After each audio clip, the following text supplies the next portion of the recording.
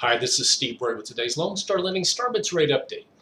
I hope you and your family had a blessed Thanksgiving. It was a fairly uneventful one for bond markets, with interest rates sticking to the recent range. In fact, rates have been stuck in this range since September.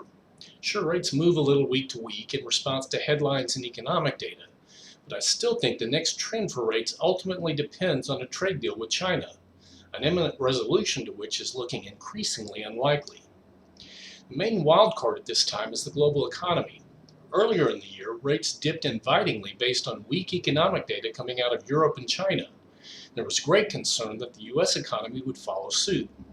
Instead, the U.S. economy, except for manufacturing, showed resilience and even robustness in sectors such as housing. Europe and China now seem to be bottoming out, and some analysts are predicting renewed global growth next year. As we've discussed many times, a growing economy tends to push up interest rates.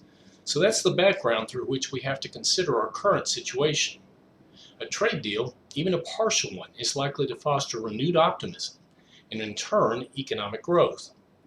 On the other hand, should the trade dispute deepen, it's likely the hand-wringing and talk of recession will start again.